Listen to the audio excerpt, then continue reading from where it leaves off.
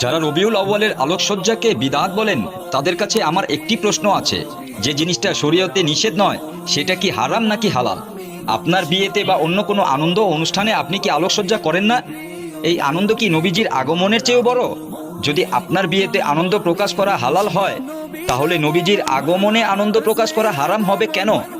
নবী করিম সাল্লাল্লাহু আলাইহি ওয়াসাল্লাম একটি হাদিসে বলেছেন, মুসলিমরা যে জিনিসকে ভালো মনে করে আল্লাহর কাছেও সেই জিনিসটা ভালো।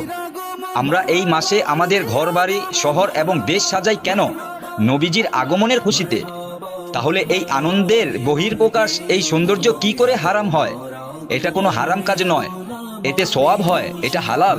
কেউ কেউ বলে এটা শিরক। আরে ভাই, কি বলছেন? শিরক তো আল্লাহর সাথে অন্য কিছুকে শরিক করা। আমরা তো এখানে আল্লাহকে বাদ দিচ্ছি না, আমরা তো শুধু নবীজির প্রতি ভালোবাসা প্রকাশ করছি। আলেম ও নেককার লোকেরা যাকে ভালো মনে করেন, আল্লাহর কাছেও সেটা ভালো। আলেমরাও নেককার লোকেরা মিলাদ পালন করেন এবং আলোকসজ্জার প্রতি উৎসাহিত করেন।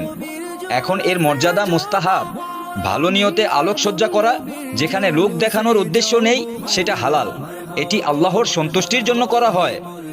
নিশ্চিতভাবে এটি মুস্তাহাব পর্যায়ের কাজ এবং এর জন্য সওয়াব পাওয়া যাবে।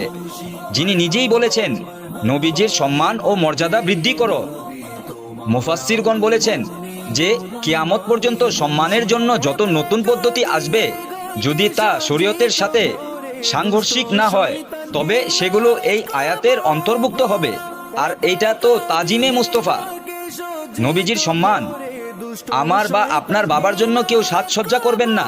একটি কবিতা আছে, মিলাদ পে হোতা হ্যায় জো হর গম চারাগান, ইয়ে খাস চারাগান হ্যায় নেহি হাম চারাগান।